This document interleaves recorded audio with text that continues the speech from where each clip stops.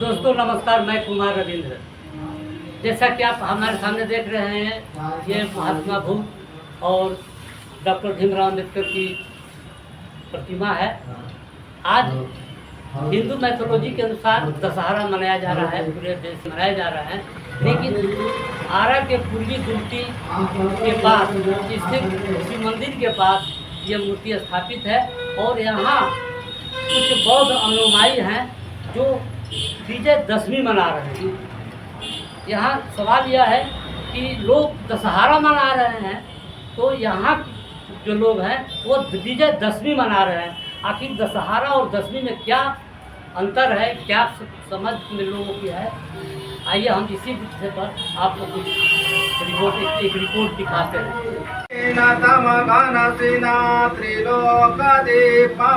संबुद्धं पूजयामि तमोनुदं घनसारापदितेन दीपेन तमघनसिना त्रिलोकदीपं संबुद्धं पूजयामि तमोनुदं घनसारापदितेन दीपेन तमघनसिना त्रिलोकदीपं संबुद्धं पूजयामि तमोनुदं वर्णगन्धगुणोपेतं एतं कुसुमनेन सन्तति पूजयामि मुनीन्द्रस्य श्रीपादसरोरुहे वर्णगन्धगुणोपेतं एतं कुसुमनेन सन्तति पूजयामि मुनीन्द्रश्च श्रीपादसरोरुहे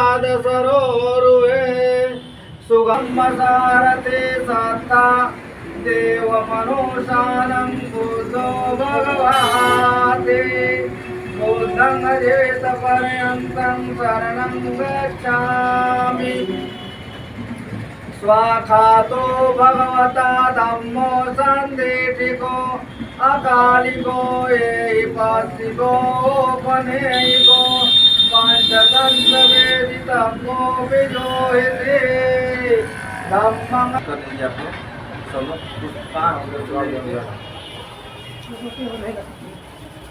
ऐसे गिराए नहीं, ऐसे आत्मा किया जाता है।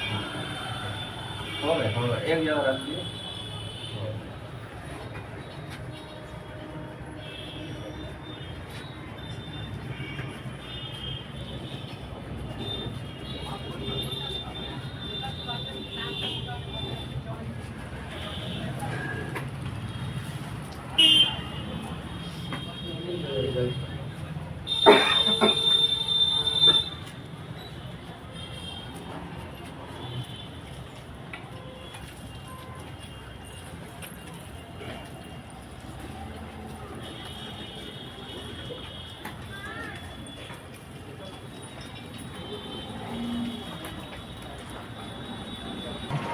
ये आज का दिन जो है धम्म विजयदशमी के नाम से क्यों मनाया जाता है?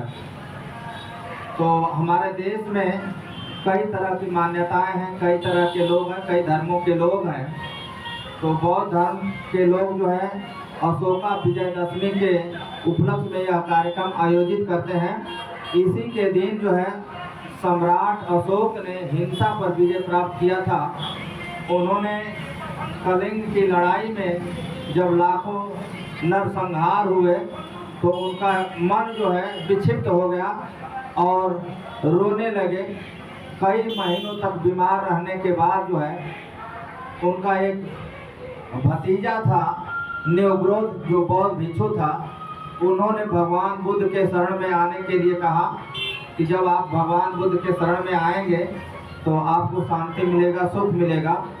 और भगवान बुद्ध के शरण में आने के बाद सम्राट अशोक ने अपना हथियार रख दिया और गरीबों के लिए, शोषितों के लिए, वंचितों के लिए, समाज के लिए सेवा किया।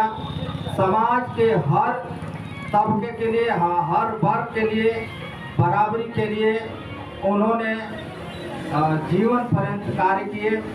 और आज के दिन उन्होंने धम्म दीक्षा लेकर के भगवान बुद्ध के विचारों को लेकर के देश के कोने कोने में धम्म प्रचार करने के लिए हजारों की संख्या में 84,000 लाट लगवाए बौद्ध संदेश देने के लिए, और 84,000 स्तूपा भी बनवाए बुद्ध विहारों का, बड़े बड़े बुद्ध विहारों का, विश्वविद्यालयों का उन्होंने शिलान्यास ही नहीं किया, अपितु जो है स्कूल चलाए।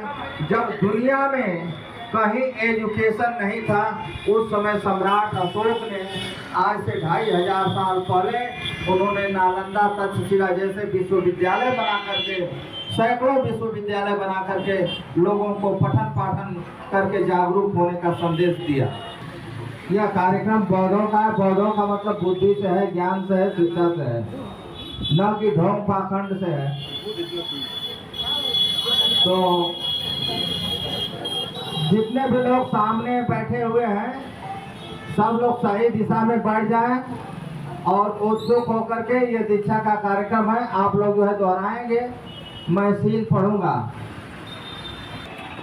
तो अभी यहाँ के जितने लोग हैं, मैं आप लोगों से यही निवेदन करूंगा कि नर्सरी से अब आगे बढ़ेंगे तभी जो है अपने समाज को ऊर्जा मिलेगी, अपने परिवार को ताकत मिलेगी, अपने देश को ताकत मिलेगी। आप कितने दिन तक नर्सरी में पढ़ेंगे? आप बहुत दिन तक नर्सरी में पढ़ चुके हैं। नर्सरी से काम नहीं चलेगा। नर्सरी में जैसे आप बच्चों को सिखाता है कि गुड मॉर्निंग बोल करके जाओ, माँ बाप का पैर छू करके जाना है, शाम को बैठ के पढ़ना है, ABCD कखा कखा पढ़ना है। उसी तरह से धम्म में नर्सरी का काम है, सील को सुनना है, ग्रहण करना है, नमो बुद्धाय जय भीम सीखना है, अपने परिवार को, अपने बच्चों को, अपने समाज को ये सारी चीज़ें सिखाना है।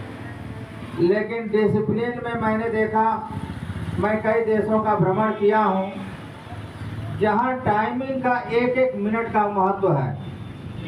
मैं इधर अपने पड़ोसी एशियन कंट्री में, चाहे बर्मा में, चाहे थाईलैंड, चाहे श्रीलंका, चाहे कंबोडिया, जहाँ भी मैं गया हूँ, एक चीज़ मैंने देख करके बहुत प्रभावित हुआ, और वो चीज़ जब अपने पौधों में मैं नहीं पाता हूँ तो मुझे बड़ा दुख होता है, ग्लानि होती है।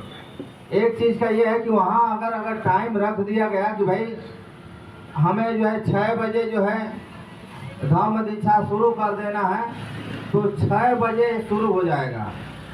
ये नहीं कि 6 बजे से 5 मिनट पहले, और ये भी नहीं कि 6 बजे से 5 मिनट बाद में। जो टाइमिंग दिया रहता है उस टाइमिंग में शुरू हो जाता है। और यहाँ ये है कि 10 बजे कहा गया तो 3 बजे शुरू होगा। आदमी आते हैं जाते हैं, वो जैसे केकड़ा होते हैं कि एक आदमी आता है, एक को उठाएंगे तो दूसरा जो है केकड़ा का बिक्री जो है गिनती होकर के बिकता है, उसको वजन करके नहीं बिकता है। इसलिए कि तराजू पर जो ही 2-4 चढ़ाएंगे या 2-4 फिर रखेंगे, फिर 2-4 उतर जाएंगे। उसी तरह से बहुत धर्म के लोग हैं, जो ही 4 लोगों को पकड़ करके लाएंगे तब तक 2 लोग चले जाएंगे, फिर 4-5 लोगों को बुलाएंगे तब तक 1-2 लोग उतर जाएंगे। तो ये सिस्टम आप लोग मत करिए। ये सिस्टम जब तक नहीं बनाएंगे यह कार्यक्रम बहुत जनों का नहीं होगा। इस तरह से मनवादी विचारधारा में कार्यक्रम होते हैं। दिन भर जो है अगड़म बगड़म ढोंग पाखंड जितना होता रहेगा, और उस दलदल से निकलने के लिए बुद्ध के शरण में आना ही होगा।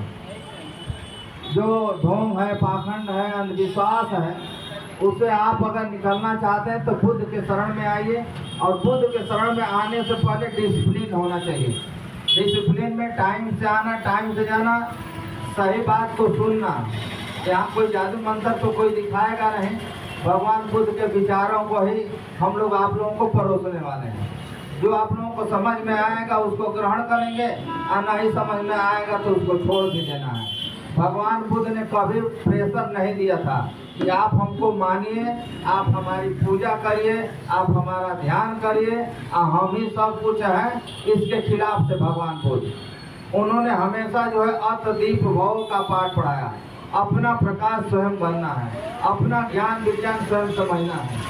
तो आइए मैं आप लोगों से अनुरोध करता हूँ कि आप लोग जो है हाथ जोड़िए और मैं जो है सील दूंगा और आप लोग जो है अनुसरण करेंगे।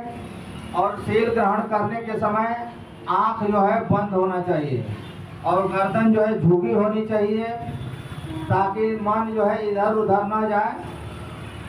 और भगवान बुद्ध के 5 विचार जो मुख्य हैं, जो आम जनमानस के लिए है, भगवान जीवन पर्यंत अपने लोगों को सील बांटते रहे, यही 5 सील।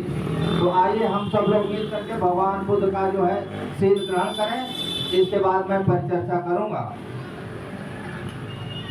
नमो तस्या भगवतो अरहतो सम्मा सम्बुद्धस्स नमो तस्सा भगवतो अरहतो सम्मा सम्बुद्धस्स नमो तस्सा भगवतो अरहतो सम्मा सम्बुद्धस्स बुद्धं शरणं गच्छामि धम्मं शरणं गच्छामि संघं शरणं गच्छामि द्वितीयंपि बुद्धं शरणं गच्छामि द्वितीयंपि धम्मं शरणं गच्छामि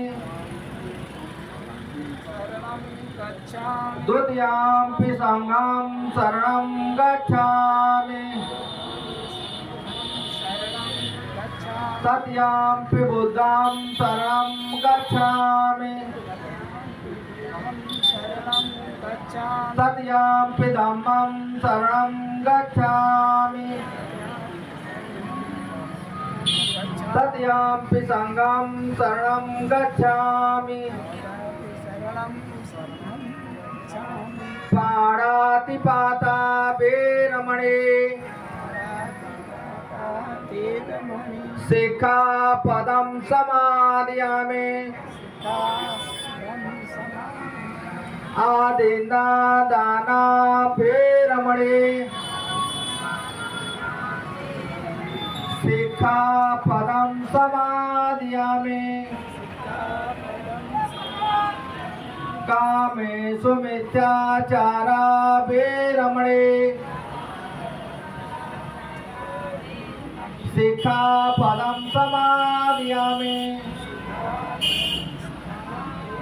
मूषावादा वेरमणि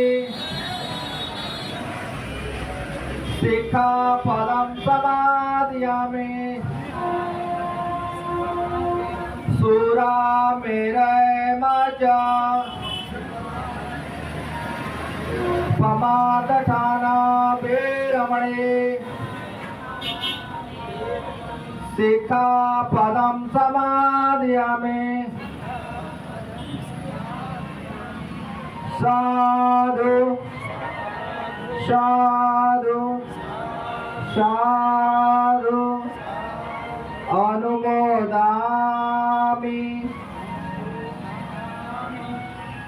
बहुत बहुत साधुवाद। और तो अभी आप लोगों ने सील ग्रहण किया। अब मैं चाहता हूं कि पूरे संसार के मंगल की कामना के लिए 2 मिनट का हाथ जोड़ें और मंगल मैं कामना करता हूं। और आप लोगों को भी प्रतिदिन उठ करके सुबह का सबसे पहला काम जो है संसार के लिए मंगल की कामना है। जब संसार सुखी रहेगा तभी हम लोग सुख से रहेंगे। अगर मैं किसी तरह का जो है बुद्धिस्ट हो जाऊं और मंगल की कामना नहीं करता हूं तो मैं बुद्धिस्ट नहीं हूं। बुद्ध के विचारों से बहुत दूर दूर तक छुआई तक नहीं है। तो आइए भगवान बुद्ध के विचारों से क्या मंगल कामना है मैं आप लोगों को सुनाता हूँ। जन जन मंगल जन जन मंगल जन जन मंगल होए रे। तेरा मंगल मेरा मंगल सबका मंगल होए रे। जन जन मंगल जन जन मंगल जन जन मंगल होए रे। तेरा मंगल मेरा मंगल सबका मंगल होए रे। जिस माता ने जन्म दिया है उनका मंगल होए रे। जिस पिता ने